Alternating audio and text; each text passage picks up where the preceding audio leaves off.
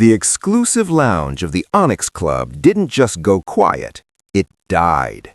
Ji-won, the undisputed iron fist of the Seoul underworld, had just spat a humiliation at the waitress, Isioma, for a cultural slip he thought was her ignorance.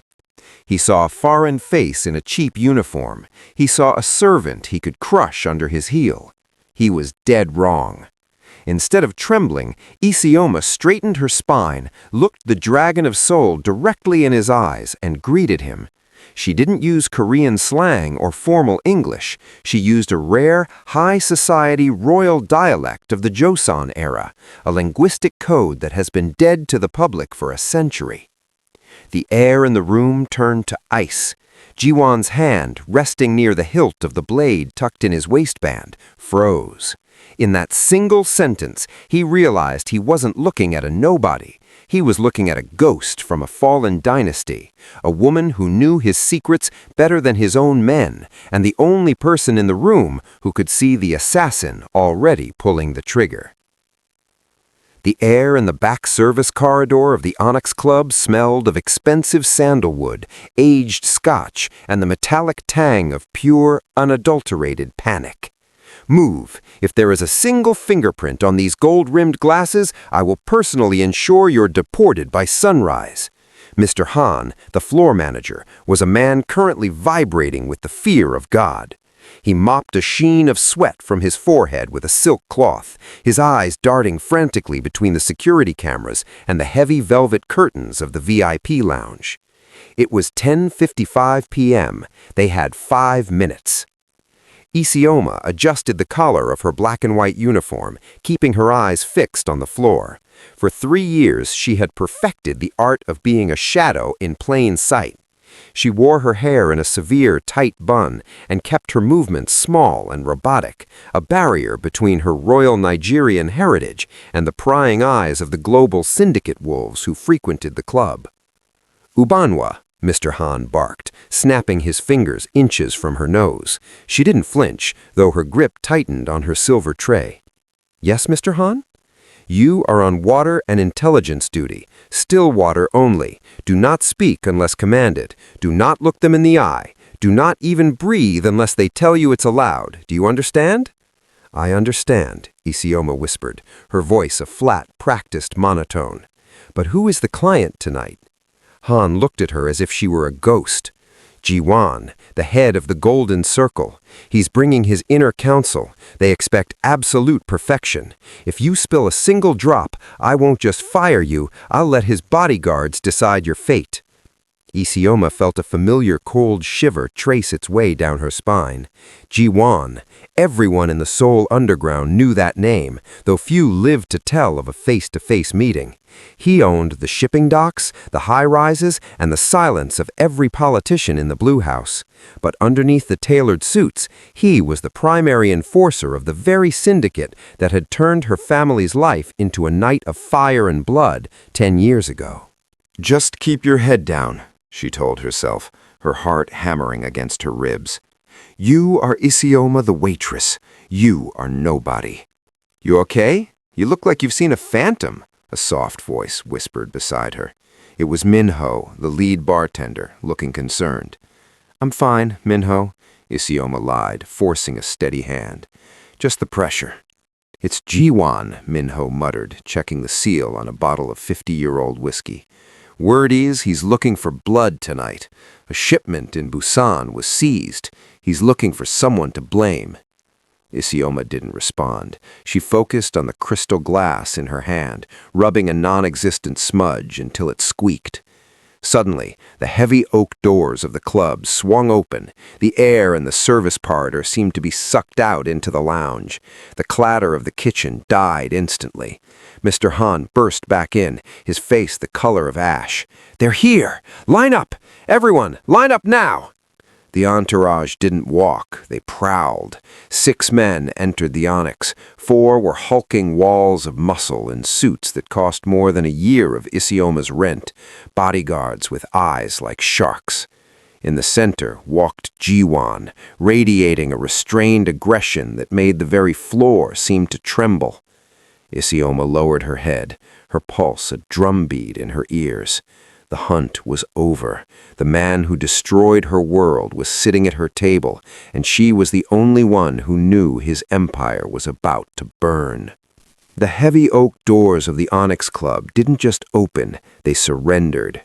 A chill swept inward from the street, cutting through the heavy, humid scent of sandalwood and expensive scotch that defined the lounge's atmosphere.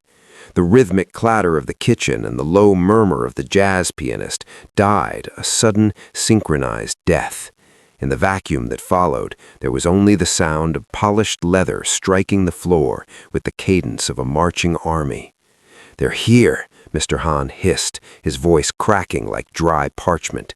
He scurried toward the entrance, his spine curving into a submissive bow before the guests had even cleared the threshold. Isioma stood at the edge of the service station, her fingers instinctively curling around the edge of her silver tray. She didn't look up, but she didn't need to. She felt the shift in the room's gravity. It was a weight she hadn't felt in 10 years, the oppressive, suffocating presence of absolute, unchecked power. It was the same energy that had filled her father's study the night the lamps were extinguished and the screaming began. The entourage prowled into the light. 4 men, hulking walls of muscle squeezed into charcoal gray suits, fanned out with practiced, predatory precision. They didn't look at the decor or the menu. They scanned the room for exits, for shadows, and for threats. Behind them walked the man who owned the silence they created, Ji-won. He was younger than the legend suggested, but his eyes carried the exhaustion of a man who had seen everything and found it wanting. His black suit was tailored to a razor's edge, worn open at the chest to reveal the rigid, muscular build of a fighter who had graduated from the streets to the boardroom. His jaw was a hard line of granite, his gaze locked forward as if the people around him were merely obstacles in his path. "Ubanwa," Mr. Han whispered, leaning so close that Isioma could smell the desperate sourness of his sweat. "Get to the corner, now." Isioma moved. She retreated into the periphery, merging with the velvet curtains and the dim amber lighting. She kept her chin tucked, her shoulders slightly drawn in, embodying the persona of the nobody she had spent 3 years constructing. To the world, she was just a waitress, a foreign girl in a black and white uniform whose only purpose was to ensure a glass never remained empty. "Remember what I told you," Han continued, his eyes wide and panicked as he watched the bodyguards begin to sweep the VIP mezzanine. "You do not look at him. You do not exist unless he demands a drink. If he speaks to his associates, you are deaf. If he looks at you, you are a shadow. Ji-won does not tolerate curiosity. He is the dragon for a reason. If you catch his eye, he will burn you just to see if you can ash." Isioma nodded once, her expression a mask of serious, guarded restraint. "I understand, Mr. Han." "Good. Now the water. Still, room temperature, crystal goblets. Move like a ghost or you'll become one." Han scurried away to greet the dragon, leaving Isioma alone in the dark corner of the service station. Her heart was a frantic drum against her ribs, but her hands, the hands of a diplomat's daughter, trained in the delicate arts of grace and the hidden arts of survival, remained perfectly still. She watched through the reflection in a polished wine glass as Ji-won took his seat at the center table. He moved with a restrained aggression, his posture rigid and confrontational even when he was sitting. He didn't thank the manager, he simply sat, and the world adjusted itself to his presence.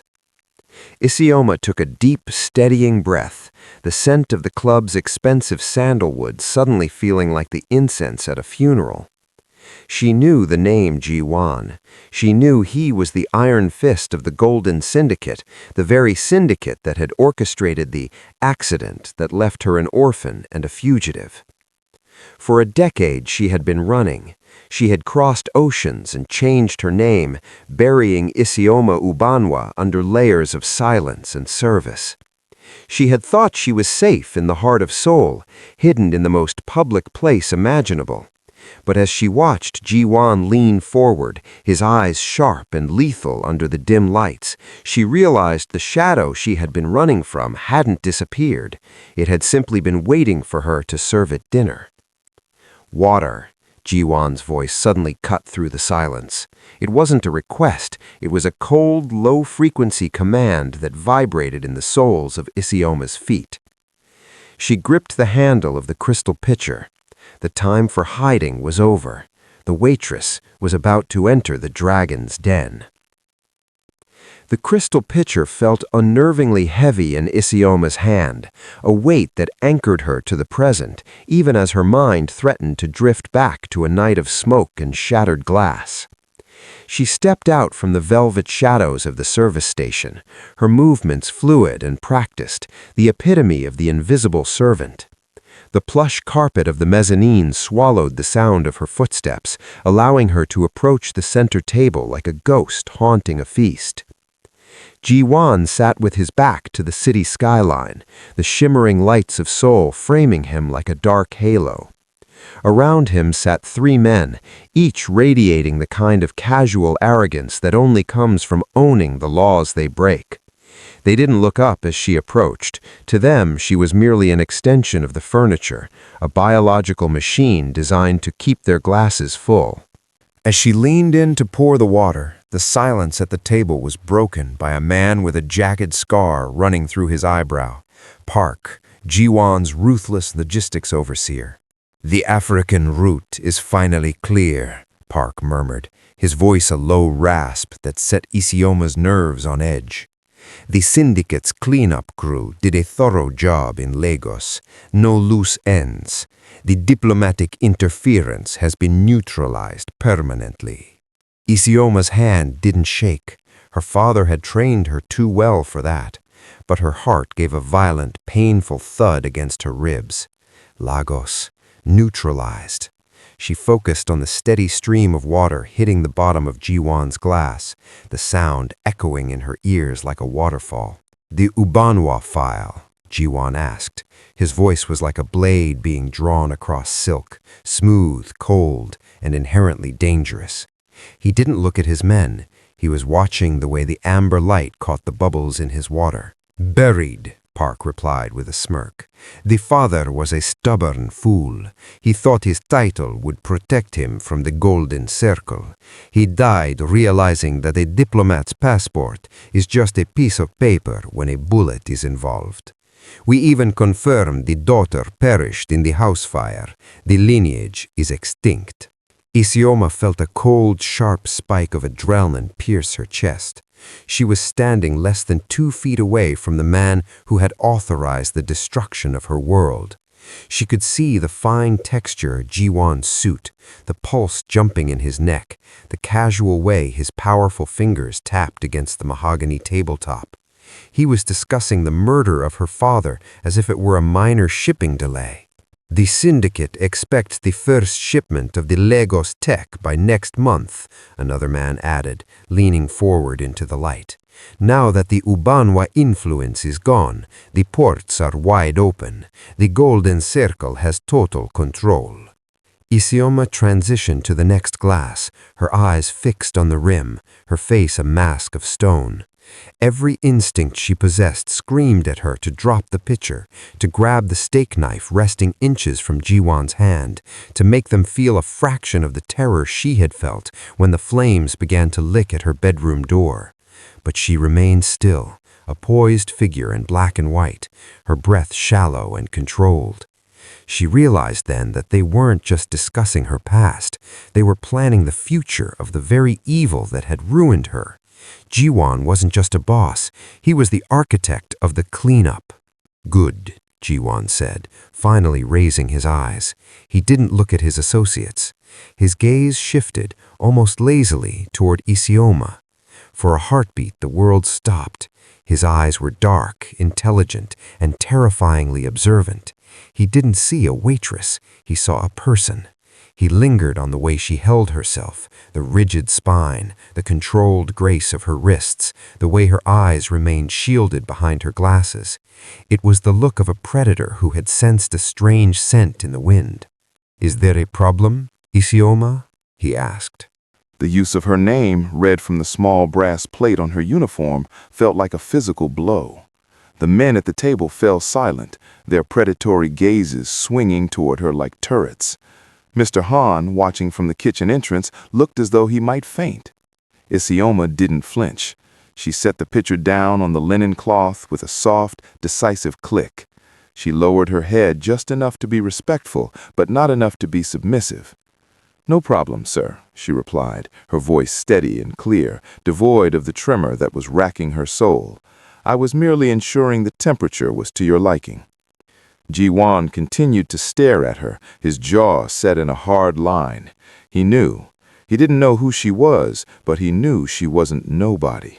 The silence stretched, charged with a sudden lethal tension that made the bodyguards in the background shift their weight, their hands moving closer to their jackets. "You have a very particular way of moving," Ji-won remarked, his voice dropping to a dangerous whisper. "You don't move like someone who was born to serve water." "We all have stories we choose not to tell, sir," Isioma said, her eyes meeting his for a fraction of a second, a spark of defiance in the dark. She turned and walked away before he could respond, her heart racing. Behind her, she felt Ji-won's gaze burning into her back, a silent promise that the nobody had finally been noticed. The dragon had caught a glimpse of the ghost, and the shadows were no longer safe. The atmosphere at the VIP table had shifted from business-like coldness to a jagged, ugly arrogance.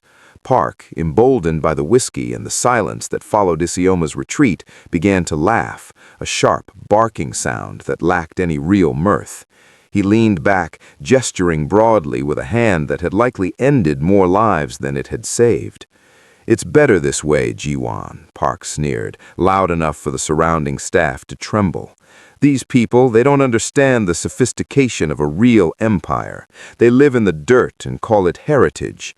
That diplomat, Ubanwa, he sat at the table with the syndicate and talked about ancient lineage and traditional honor. He spoke as if his blood were gold, but in the end, it spilled just as red as a beggar's in a Seoul alleyway."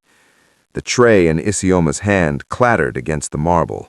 The sound was small, but in the tense vacuum of the mezzanine, it sounded like a gunshot.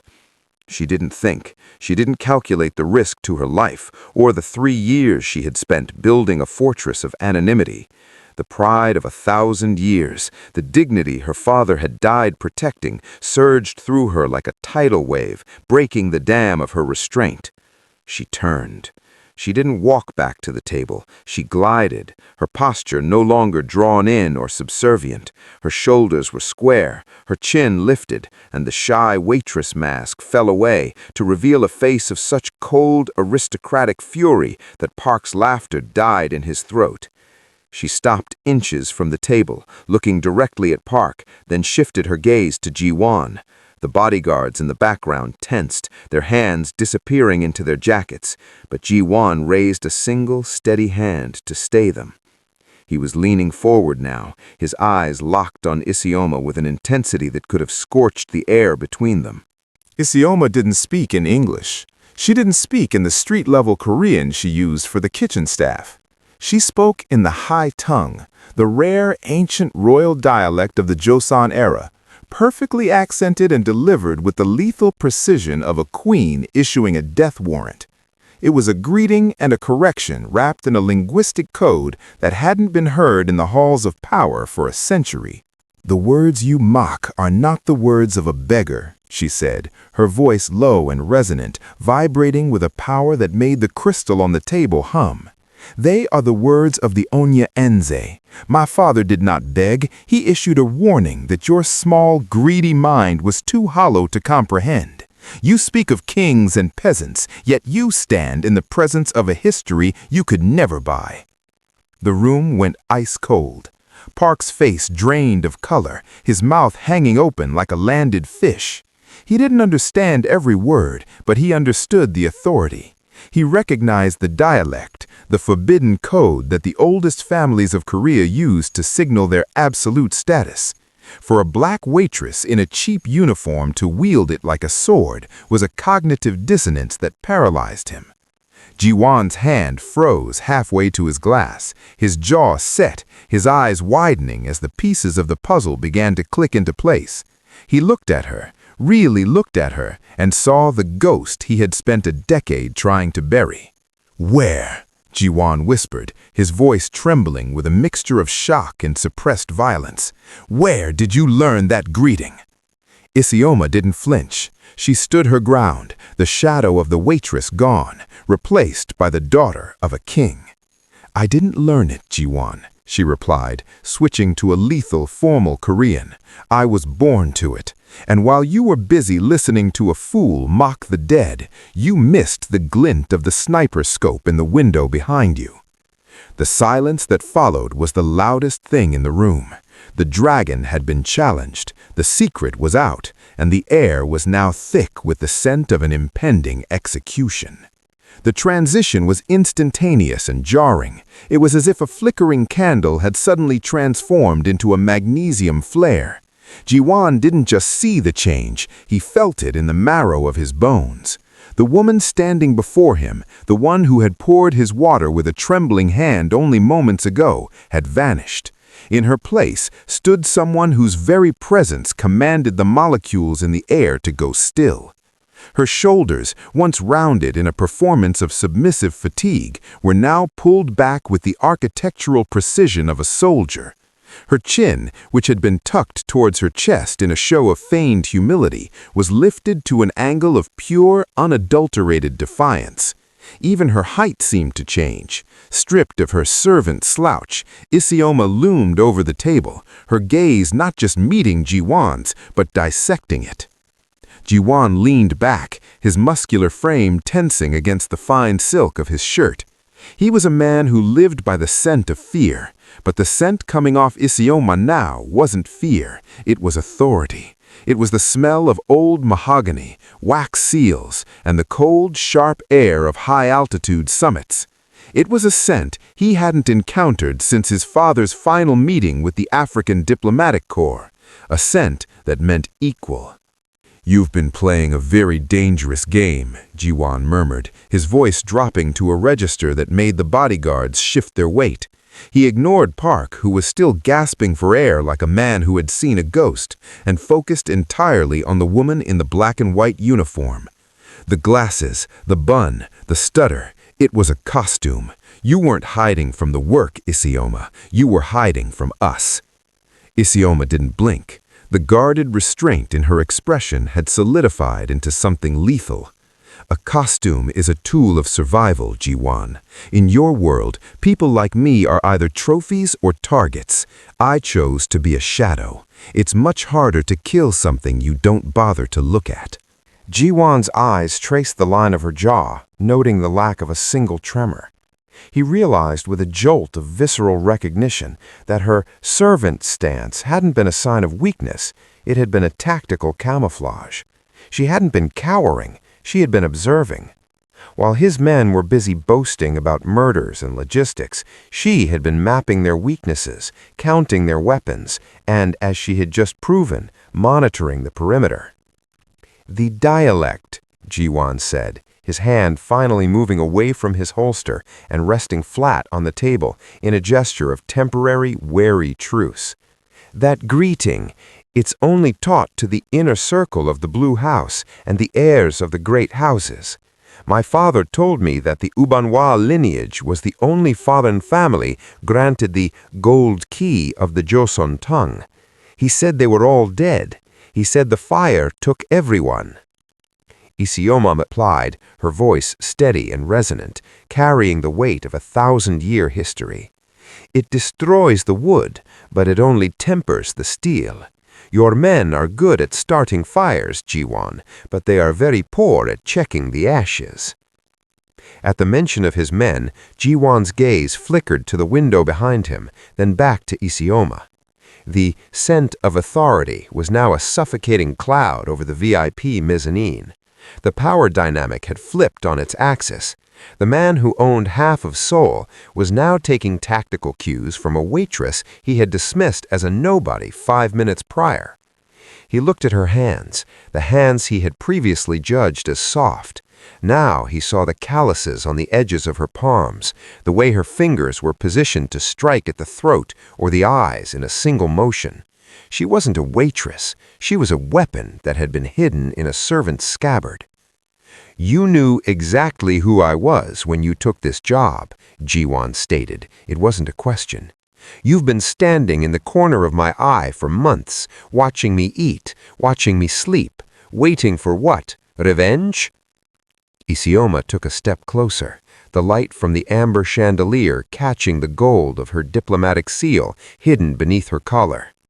"I didn't come here for revenge, Ji-won. I came here to disappear. But your guests started mocking the dead, and I realized that some things are more important than survival." She paused, her eyes narrowing as she looked past him toward the shimmering reflection in the window once more.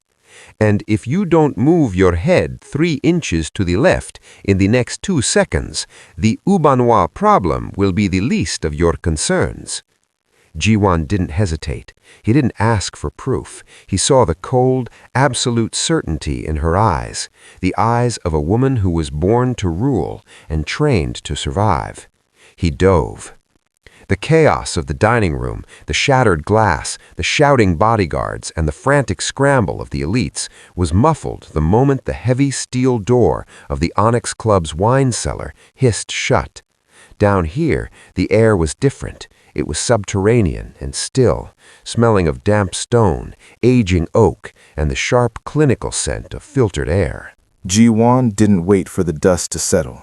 He moved with the sudden, explosive speed of a panther, shoving Isioma back against a rack of vintage Bordeaux. The iron bars bit into her shoulder blades, but she didn't cry out. She didn't even flinch. She simply adjusted her stance, her eyes locking onto his with a cold, level stare that made his own pulse spike. "Who are you?"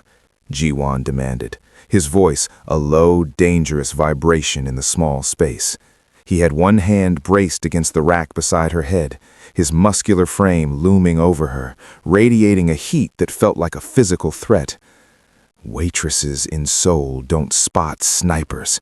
They don't speak the forbidden tongue, and they certainly don't look a man like me in the eye when his hand is on their throat."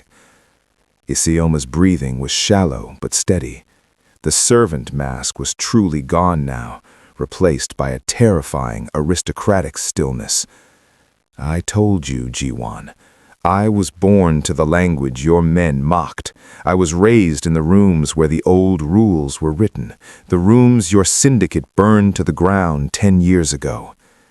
Ji-won's jaw tightened, his eyes narrowing as he scanned her face for a hint of a lie. The Ubanois line was diplomatic. They were scholars and negotiators. They weren't soldiers. "A diplomat who cannot defend their own life is just a victim waiting for a date," Isioma countered, her voice dropping to a whisper that carried the weight of a decree. "My father taught me that the tongue is a weapon, but the hands are the shield. He taught me the protocols of the great houses, the things your new order has forgotten." Ji-won let out a harsh, skeptical breath.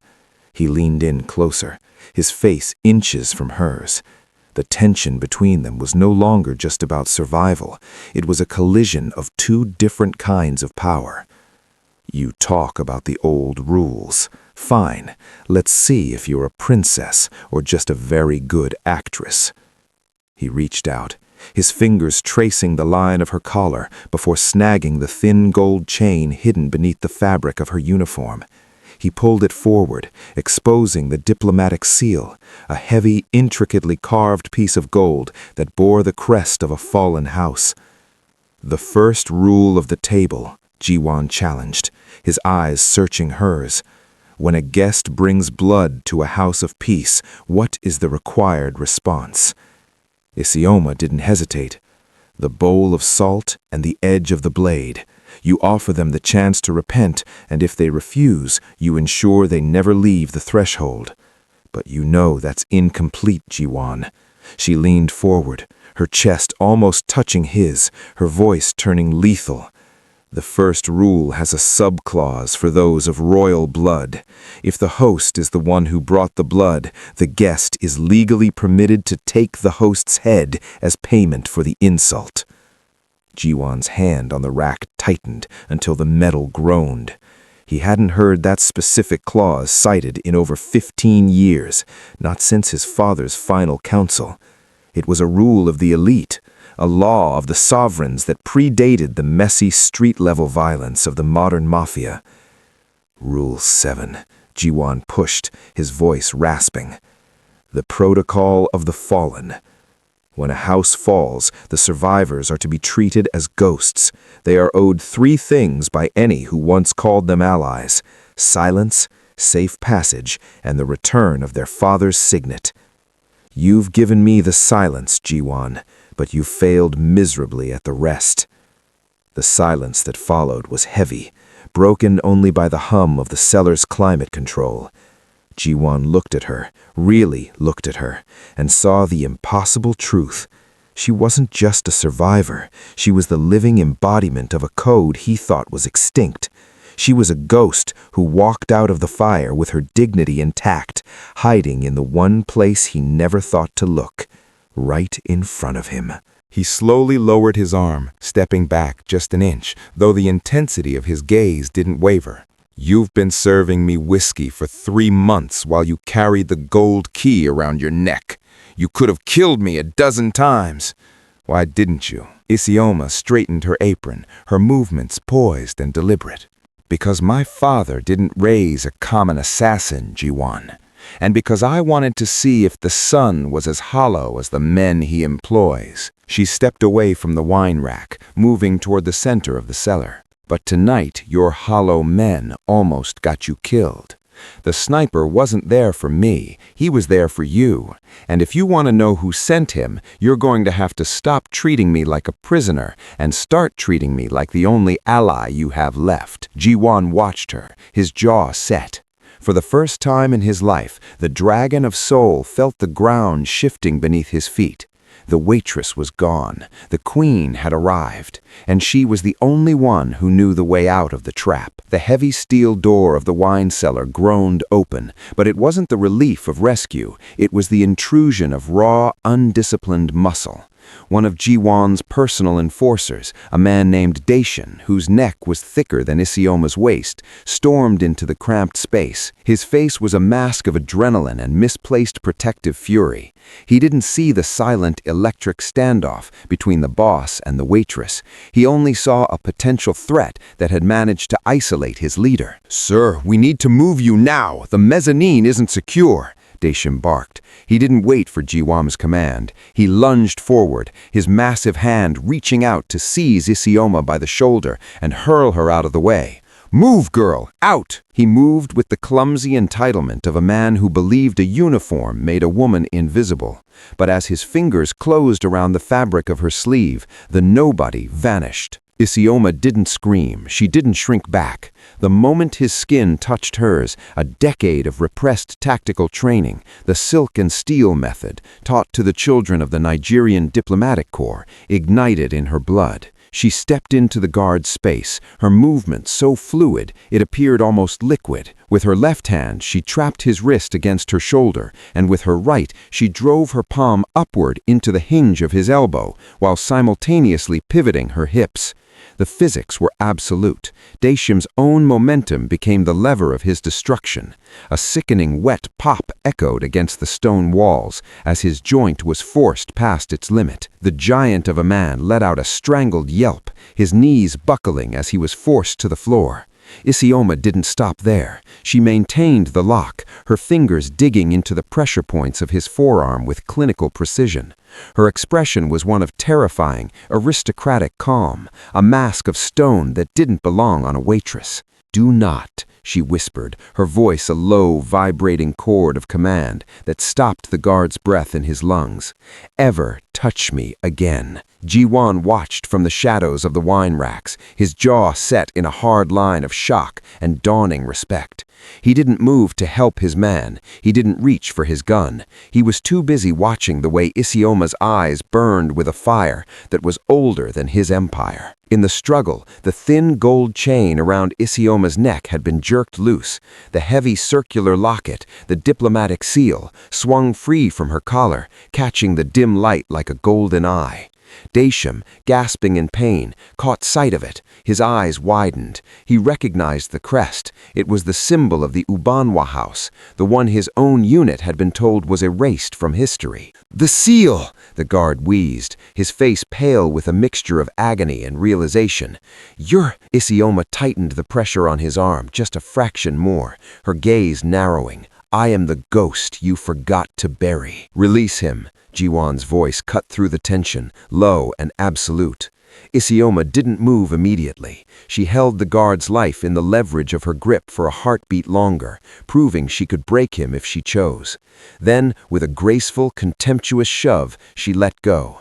Daesham slumped against the floor, cradling his ruined arm, his eyes darting between Isioma and Ji-won in sheer terror. "Get out," Ji-won commanded his man, never taking his eyes off Isioma. "And if you breathe a word of what you saw in this room to anyone, including Park, I will ensure your tongue is the last thing you ever lose." The guard scrambled to his feet, stumbling out of the cellar without a backward glance. The door hissed shut once more, leaving the boss and the princess in a silence so thick it felt like a physical weight. Ji-won stepped closer, his muscular frame casting a long, intimidating shadow over her. He reached out, his fingers surprisingly gentle as he hooked the gold chain and pulled the locket toward him. He looked at the intricate carvings of the Nigerian crest, then up at the woman who wore it like a hidden crown. "A diplomat's self-defense," he murmured, his thumb brushing the gold. "The move of the golden lion. You nearly took his arm off without breaking your posture." "He was rude," Isioma replied, her voice returning to its poised, guarded monotone, though her eyes remained defiant. "And I have had enough of being handled by men who think they own the world." Ji-won let go of the locket, his hand lingering near her throat for a second too long. The tension between them had shifted again. It was no longer just curiosity, it was a recognition of shared lethality. "That seal is a death warrant if the syndicate sees it. You've been carrying a target around your neck for 3 months. "I've been carrying a legacy," she corrected him, "one that your family helped destroy." Ji-won's jaw tightened. "My father respected yours, Isioma, more than you know. But respect doesn't stop bullets." He looked toward the door, his expression darkening. "The sniper tonight. They're getting bolder. They think I'm weak because I haven't cleared the old debts." He turned back to her, his eyes locking onto hers with a sudden fierce intensity. "You spotted the glint. You knew the protocol of the royal greeting, and you just crippled a man twice your size." He took a step into her space, his voice dropping to a dangerous whisper. "I don't care if you're a waitress or a ghost. Right now, you're the only person in this building who isn't a liar. Tuck that locket away, princess. We're going back up, and this time you aren't carrying a tray, you're carrying my life." Isioma tucked the gold seal back into her uniform, her fingers steady. The nobody in the apron was dead. The princess of a fallen house had claimed her seat. The transition from the cold stone silence of the cellar back into the atmospheric hum of the VIP mezzanine felt like walking onto a stage where the actors had forgotten their lines. The jazz pianist was playing a frantic, discordant melody, and the air was thick with the copper tang of fear. As Ji-won emerged from the service door with Isioma half-step behind him, the remaining guests and staff stared in a stunned, paralyzed silence. The dragon didn't look like a man who had just been shoved into a wine cellar for his own protection. He moved with a terrifying, calculated stillness, his jaw set and his eyes scanning the room like a radar. He ignored the frantic questions from Mr. Han and the sputtering apologies from Park.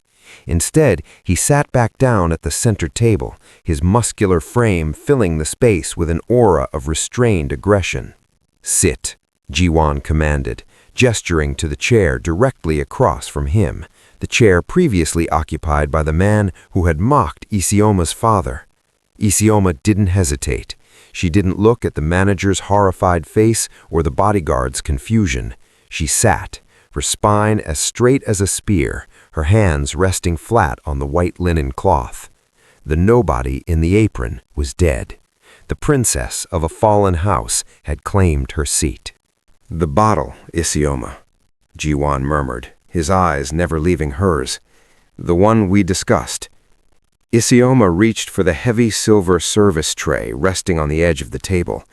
As she lifted it, the polished surface acted as a curved, distorted mirror, reflecting the glittering skyline of Seoul behind Ji-won's head. She began to turn the tray, her movements slow and deliberate, her training in the silent observation protocol taking over. The mezzanine was a palace of glass and steel, beautiful but treacherous.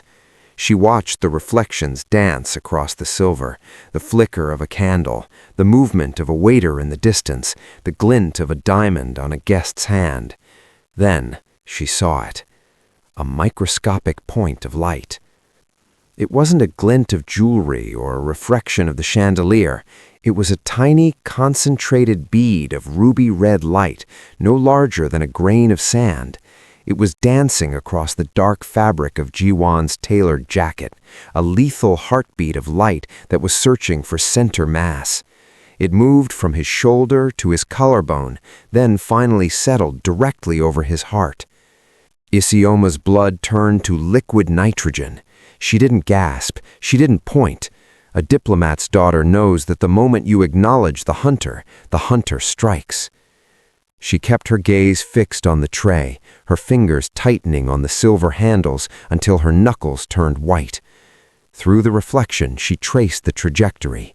The light was coming from the penthouse of the skyscraper across the street, a distance of 400 yards, a professional shot. Ji-won saw the change in her eyes.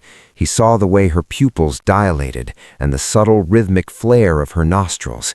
He didn't turn around. He didn't reach for his weapon. He simply waited, his life held in the hands of the woman his family had tried to erase. "The protocol of the Red Sea," Isioma whispered, her voice so low it was barely a vibration against the humming air of the lounge. "If the guest sees the shark before the host, the guest must become the shield." Ji-won's eyes narrowed, a flash of visceral recognition crossing his face. "The red dot?" "On your heart, Ji-won," she replied, her voice a flat, cold line of certainty. "The shooter is at 12 o'clock, 40 floors up. You have approximately 3 seconds before he compensates for the wind." In that heartbeat, the dynamic between them fused into something unbreakable. The power standoff, the history of blood, and the secrets of the forbidden tongue all vanished, replaced by a singular, survivalist focus. Ji-won didn't ask if she was sure. He didn't look back. He saw the reflection of the red dot in her unwavering eyes, and he knew. "Now!" Isioma commanded. She didn't just move, she exploded. As the red dot stilled on Ji-won's chest, Isioma lunged across the table, her hands seizing the heavy silver tray and swinging it upward like a tactical shield. The world shattered. The first high-velocity round struck the silver tray with a sound like a hammer hitting an anvil. The force of the impact sent a shockwave through Isioma's arms, the metal groaning as it buckled, but the tray held. The bullet ricocheted upward, obliterating the crystal chandelier above them in a rain of glass and fire. "Down!" Isioma screamed, her voice finally breaking the silence of the lounge. She didn't wait for him to react. She used her momentum to shove the entire mahogany table over, the 300-pound slab of wood crashing down to create a barricade. She tackled Ji-won to the floor just as a second round whistled through the space where his head had been a millisecond before, shattering the vintage scotch bottle behind them. The Onyx Club erupted into pure, unadulterated carnage. Guests screamed, bodyguards drew weapons, and the air filled with the smell of cordite and expensive smoke. But in the small, cramped space behind the overturned table, Isioma and Ji-won were face to face, their breathing synchronized in the dark of the lounge. Ji-won looked at the woman pinned against his chest, the waitress who had just caught a bullet on a silver tray.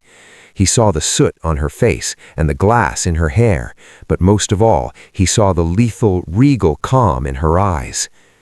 "You saved the king," Ji-won rasped, his hand gripping her shoulder with a fierce, possessive intensity. "I saved an ally," Isioma corrected him, her voice cold as the steel she had just used. "Now get up, Ji-won, we're leaving." The 300-pound mahogany table hit the floor with a bone-shaking thud, acting as a final barrier against the storm of lead that followed. The heavy silver tray Isioma had used as a shield lay nearby, mangled and scarred by the high-velocity impact, a silent testament to the impossibility of the last 3 seconds. Ji-won didn't fight her. As she tackled him, his muscular frame went into a protective roll, but the sheer force of Isioma's lunging weight sent them both crashing into the narrow space between the overturned table and the velvet-lined wall. As they hit the ground, the air above them was sliced by a high-pitched metallic whistle, the sound of a second bullet tearing through the air where Ji-won's head had been a millisecond before. It buried itself in the leather headrest of his chair with a dull, sickening thud, puffing out a cloud of foam and expensive hide. "Stay down," Isioma hissed, her voice vibrating with an authority that left no room for the hierarchy of the lounge. She had him pinned, her body shielding his, her hands braced against his chest. Ji-won's heart was hammering against her palms, a frantic primal rhythm that contradicted his frozen, lethal expression. He looked up at her, his dark eyes wide with a mixture of shock and a dawning, terrifying realization. He wasn't looking at a waitress anymore. He was looking at the woman who had just defied the laws of physics and the syndicate's best marksman to keep him alive. The Onyx Club was no longer a place of jazz and high-end scotch. It was a kill zone. The screams of the elite guests were drowned out by the thunderous response of Ji-won's bodyguards, who had finally found their bearings and were returning fire toward the skyscrapers across the street. Glass rained down from the shattered chandeliers, glittering like diamonds in the amber emergency lights. "The shooter is adjusting," Isioma whispered, her breath hot against Ji-won's ear as she checked the angles. She could feel the heat radiating from him, the restrained aggression of a man unused to being the prey. "We have 10 seconds before they switch to the side windows. We need to move to the service corridor now." Ji-won's hand came up, his fingers digging into the fabric of her uniform at the shoulder, pulling her closer until their foreheads nearly touched. "You saw it," his voice rasped with the grit of cordite. "You saw the light before my own security did. How?" "Because your security is trained to look for men with guns," Isioma replied, her eyes flashing with a cold, regal fire. "Now, I was trained to look for the light that precedes the shadow. Now move!" She rolled off him with the agility of a panther, staying low to the ground. Ji-won followed her lead, his movements synchronized with hers in a way that felt eerily natural. As they scrambled toward the heavy service door, a third round obliterated a magnum of champagne on the table above them, showering them in glass and expensive foam. They burst through the door and into the narrow, fluorescent-lit hallway of the kitchen. Mr. Han was huddled in a corner, his face the color of spoiled milk, but Isioma ignored him. She grabbed a tactical headset from a fallen guard near the entrance, her movements precise and devoid of panic. Security Channel 4. she commanded, her voice switching back to that lethal high society Korean dialect. The sniper is at 12 o'clock, but the breach is coming from the service elevators. Seal the basement and divert the primary motorcade to the rear exit, now. The guards in the hallway froze, looking at the black waitress in the stained apron who was issuing orders like a general. They looked to Ji-won, waiting for him to silence her, to demand she be removed. Instead, Ji-won stood up, smoothing the front of his ruined jacket. He wiped a streak of soot from his cheek and looked at his men, his expression turning into a mask of cold, absolute command. "You heard her," Ji-won growled, his voice echoing in the narrow corridor.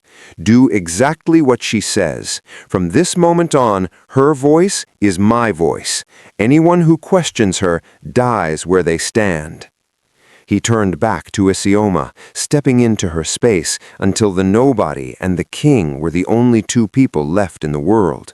He reached out, his thumb brushing a small cut on her cheek where a piece of glass had grazed her. "You saved the king," he murmured, his voice dropping to a dangerous, possessive whisper. "Now, princess, let's go find the people who tried to take him." Isioma didn't flinch. She simply adjusted her grip on the headset, her eyes locking onto his. The waitress was gone. The shadow was gone. The hunt had begun. The transition from the blood-slicked floors of the Onyx Club to the back seat of a fortified black sedan was a blur of tires screaming against asphalt and the rhythmic thud of heavy doors sealing out the world. Isioma sat in the center of the leather seat, flanked by two armed guards who looked at her with a mixture of suspicion and a new, unsettling reverence. Beside her, Ji-won leaned back, his muscular frame finally relaxing, not into safety, but into a state of cold, calculating war. The city lights of Seoul whipped past the tinted windows like streaks of neon fire, but soon the urban sprawl gave way to the winding, secluded roads of the Bukhansan foothills. They reached the perimeter of Ji-won's estate, a massive fortress of dark glass and volcanic stone tucked into the mountainside. 3 security gates, each reinforced with anti-ballistic steel and biometric scanners, hissed open to admit the motorcade. As the car came to a halt in the sweeping courtyard, Ji-won didn't wait for his men to open the door. He stepped out and reached back, offering his hand to Isioma. It wasn't the gesture of a man helping a servant, it was the protocol of an equal. Isioma took it, her fingers steady as she stepped onto the gravel. She was still wearing the black and white waitress uniform, now stained with champagne and soot, but the way she carried herself made the fabric look like a royal garment. The interior of the estate was a masterpiece of lethal luxury, open spaces, high ceilings, and an oppressive silence that was constantly monitored by a dozen hidden cameras. Ji-won led her past the rows of bowing staff who looked at the disheveled waitress in shock. "Mr. Han's kitchen feels a world away, doesn't it?" Ji-won remarked, his voice echoing in the grand hall. He turned to face her, his eyes searching hers under the brilliant light of the foyer. "The scenery changes, Ji-won, but the cages remain the same," Isioma replied, her voice smooth and devoid of the feigned submissiveness she had used for months. She looked around the room, her gaze resting on a collection of ancient Joseon ceramics. "You have excellent taste in art. It's a shame it's protected by men who don't understand the history of what they're guarding." Ji-won let out a short, dry laugh, a sound that lacked warmth but carried a deep, simmering interest. He gestured towards a set of mahogany doors. "You aren't a servant here, Isioma, but you aren't a free woman either. You are a high-interest guest. My council wants to know why a ghost from Nigeria is wearing a waitress's apron in my club. And more importantly, they want to know how you knew about the sniper before the censors did." "Your sensors look for heat, Ji-won. I look for the intent," she countered, walking toward the center of the room. She turned back to him, her expression a mask of serious, guarded restraint. "If you brought me here to interrogate me, let's get it over with, but do not expect me to beg. My father taught me that a guest of honor never speaks from her knees." Ji-won stepped into her space, his height and muscular build casting a long shadow over her. He didn't reach for a weapon or a restraint. Instead, he reached out and touched the gold diplomatic seal hanging from her neck, which was now fully exposed. "You're a long way from home, princess," he whispered, his voice dropping to a dangerous, intimate register. "And the people who burned your house are the same ones currently trying to take mine. You aren't just a guest, you're the key to a door I didn't know existed." He turned to his head of security, who was standing at a respectful distance. "Prepare the East Suite, not the holding cells. Get her a change of clothes, something that reflects her status, not her former job. And tell the kitchen that if she asks for anything, she gets it. She is under my personal protection." The guard hesitated, his eyes flickering to Isioma's uniform. "Sir, she's a witness. Protocol dictates." "Protocol changed the moment she picked up that silver tray," Ji-won growled, his jaw setting. "She is the only person who saw the hunter's face. Now move." As the guard hurried away, Ji-won looked back at Isioma. The tension between them was no longer the sharp friction of an employer and an employee. It was the heavy, charged air of two sovereigns caught in the same storm. "Rest, Isioma," his voice softening just a fraction. "Tomorrow the ghosts of the past come for us both. I suggest you're ready to speak to them." Isioma didn't reply. She watched him walk away, his posture rigid and confrontational even in his own home. She was no longer invisible. She was no longer nobody. She was a guest in a gilded fortress, and as she looked at her reflection in the dark glass of the window, she knew the shy waitress was gone forever. The queen had arrived at the front lines. The East Suite was a sanctuary of silk and shadows, but Isioma didn't feel like a guest. She felt like a relic being polished for a museum. She had traded the stained polyester of her waitress uniform for a gown of deep emerald silk that felt like water against her skin, a color that mirrored the lush landscapes of the home she had lost. She stood by the floor-to-ceiling windows, watching the moonlight crawl across the jagged peaks of Bukhansan, her fingers tracing the heavy gold seal of the Ubanwa house. The heavy mahogany doors clicked open. Ji-won entered, having shed his ruined jacket. He wore a black dress shirt with the sleeves rolled up, exposing the powerful corded muscles of his forearms and the faint trace of a scar near his wrist, a mark of the streets he had conquered. He stopped in the center of the room, his rigid posture softening only slightly as he took her in. "The uniform didn't suit you," he said, his voice a low, resonant hum. "This does. You look like the daughter of a king." Isioma didn't turn around. She watched his reflection in the dark glass. "A king without a kingdom is just a man with a target on his back, Ji-won. My father died in the dirt. No amount of silk can hide that." Ji-won stepped closer, his presence a warm, intimidating weight behind her. "He died because he was a man of the old rules in a world that has gone feral. My father spoke of him often. He said Roberto Ubanwa was the only man who could walk into a room of wolves and make them feel like sheep simply by speaking their own history back to them." Isioma finally turned, her eyes burning with a sudden fierce intensity. "Then your father knew him, truly knew him." "My father respected only one man outside of the Golden Circle," Ji-won admitted, his voice dropping to a dangerous, honest register. "He told me that if the world ever truly burned, I should find the Ubanwa line and offer them my blade. He said their word was the only currency that never devalued. But when the fire happened in Lagos, he was told it was an electrical fault, a tragic accident." "It was a massacre," Isioma corrected him, her voice trembling with 10 years of suppressed grief.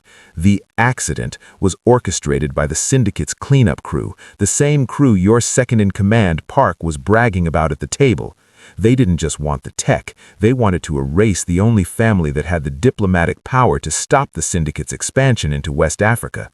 She stepped into his space, her emerald silk whispering against the floor. She reached out, her fingers brushing the lapel of his shirt. "I am Isioma Ubanwa. I am the girl who watched from the lemon trees as the men in charcoal suits, men who wore your crest, carried the gasoline into my father's study. I am the ghost who survived because my father shoved me out of a window and told me to run until I reached the sea." Ji-won's jaw set into a hard line of granite. The realization hit him with the force of a physical blow. He looked at the gold locket, then back at her poised, guarded face. The blood feud he had inherited wasn't just business, it was a betrayal of the highest order. His own family's expansion had been built on the ashes of the only man his father had ever truly honored. "My father didn't order that hit," Ji-won rasped, his eyes locking onto hers with a fierce, possessive intensity. He spent his final years searching for the survivors. He died thinking he had failed his only friend. He reached out, his hand hovering near her cheek before he finally closed the distance, his thumb brushing a stray lock of hair from her forehead. "The syndicate lied to him. They lied to me. They used our name to bury your house. And now they're using your own men to bury yours," Isioma said, her voice a cold line of certainty. "The sniper at the Onyx wasn't an outsider. Only someone within the Golden Circle could have known your exact seating arrangement at the Onyx. Park isn't just a loudmouth, Ji-won. He's the bridge." Ji-won's grip on her shoulder tightened, not in a threat, but in a silent, lethal pact. The air between them crackled with a new kind of electricity, a mix of shared history and a mutual burning desire for justice. "The shy waitress is dead," Ji-won murmured, leaning in until his lips were inches from hers, "and the Princess of Lagos has found her army."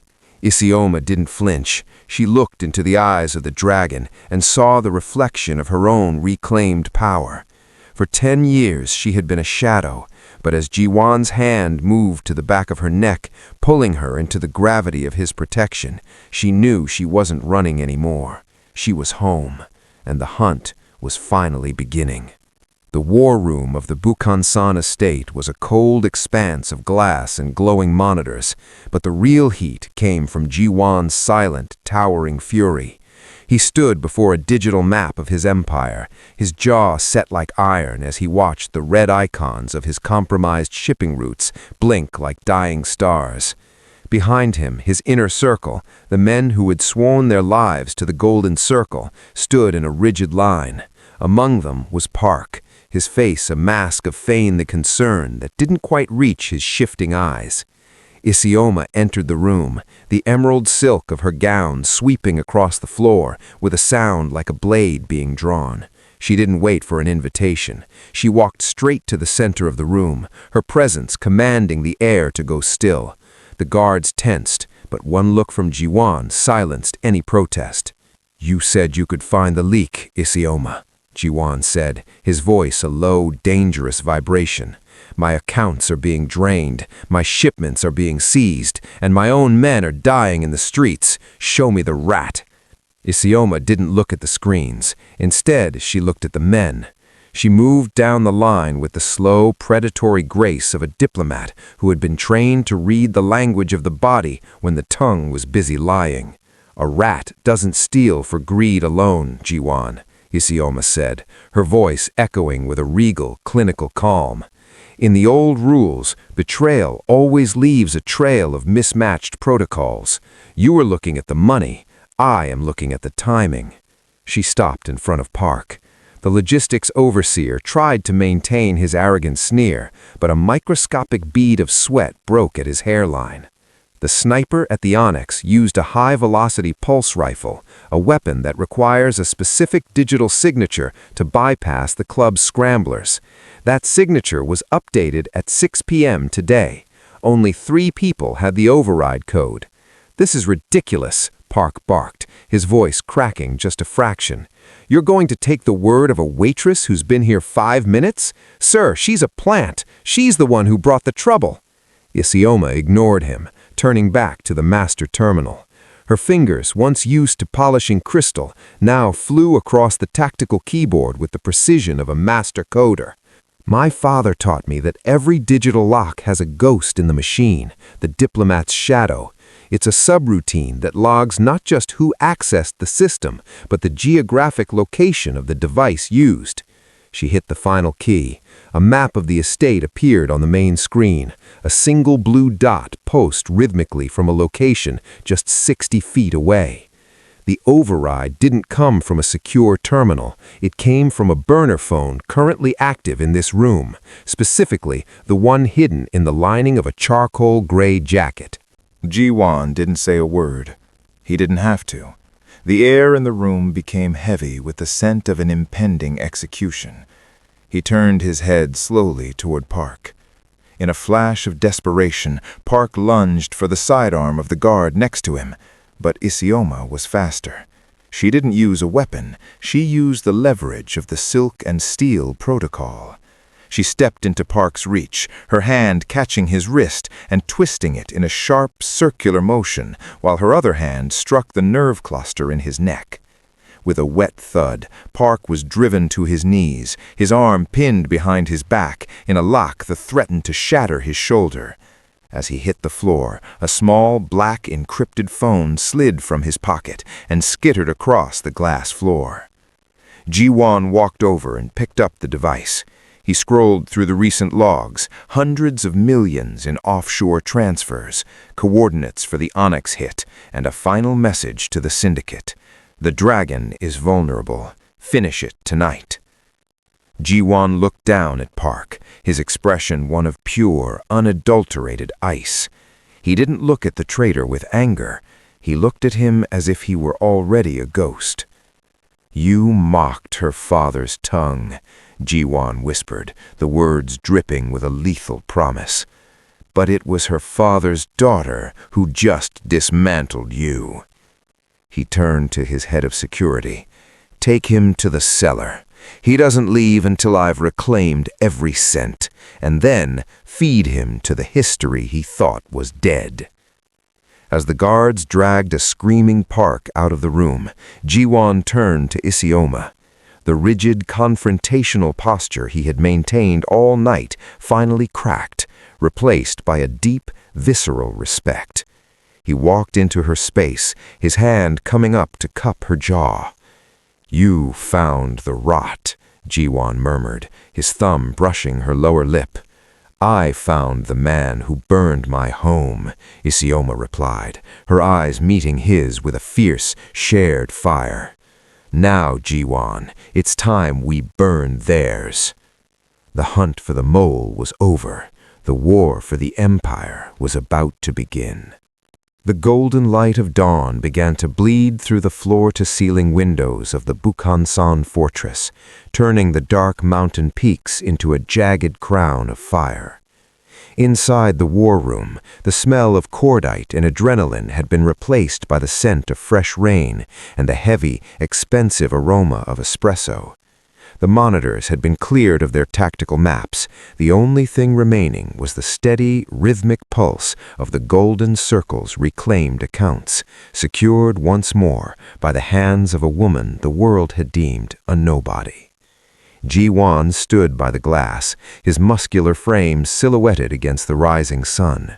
He had discarded his shirt entirely, his skin bearing the fresh bandage where a glass shard had grazed his ribs during the chaos at the Onyx. He turned out over the city he ruled, but his reflection was focused on the woman sitting at the master terminal behind him. Isioma leaned back in the leather chair, her fingers finally still. The emerald silk of her gown was wrinkled and stained with the night's work, but her face, the face of a ghost who had finally stepped into the light, was radiating a terrifying, serene power. She wasn't just a survivor anymore. She was the architect of the night's victory. "The accounts are locked, Ji-won." Her voice was a smooth, resonant bell in the quiet room. Ji-won turned slowly. He didn't walk toward her. He prowled, his posture no longer confrontational, but deeply, viscerally possessive. He stopped beside her chair, his hand coming to rest on the back of it, his fingers brushing the emerald silk. "You've done more for this empire in 12 hours than my council has done in 12 years, he murmured, his voice a low vibration that made the air between them crackle. He reached out, his thumb catching the gold diplomatic seal that rested against her collarbone. He looked at it, then up into her dark, defiant eyes. My father was right about the Ubamwa line. Your word is a currency, Isioma, and right now, I'm the richest man in Seoul. Isioma rose to her feet, her height nearly matching his, her gaze unwavering. So what happens now, Jiwon? Does the guest of honor go back to the service corridor? Does the nobody put back on the apron and wait for the next sniper? Jiwon's jaw set, a flash of fierce, protective heat crossing his face. He reached out, his hand sliding to the back of her neck, his fingers tangling in the hair she had finally let down from its severe bun. "The waitress is dead," he rasped, his voice thick with a mixture of desire and a new, unbreakable respect. "I am purging the council. I'm rebuilding the golden circle from the ashes of the traitors, but I won't do it alone. I've spent my life surrounded by men who fear me and women who want my shadow. I've never had a partner who could see the red dot before I did." He stepped into her space, his chest mere inches from hers. "I'm offering you a seat at the head of the table, not as a guest, not as a witness, but as my equal. My protection is your protection. My blade is your blade. The Ubanwa house doesn't have to be a ghost story anymore, Isioma. It can be the foundation of a new dynasty." Isioma felt the weight of 10 years of running finally lift from her shoulders. She looked at the man before her, the dragon who had been her enemy by blood, but had become her shield by choice. She saw the promises in his eyes, promises that tasted of iron, silk, and a future she had never dared to dream of. "A partnership is a dangerous thing, Jiwon," she whispered, her hands coming up to rest on his muscular forearms. "I don't follow orders, and I don't hide in anyone's shadow." "I don't want a shadow," Jiwon replied, his voice dropping to a dangerous, intimate whisper as he leaned in, his lips hovering inches from hers. "I'm offering you a queen." He closed the distance, his kiss tasting of darkness and new beginnings, a seal on a pact that would change the underworld forever. Isioma didn't shrink back. She met him with the same fierce fire that had kept her alive in the lemon trees of Lagos.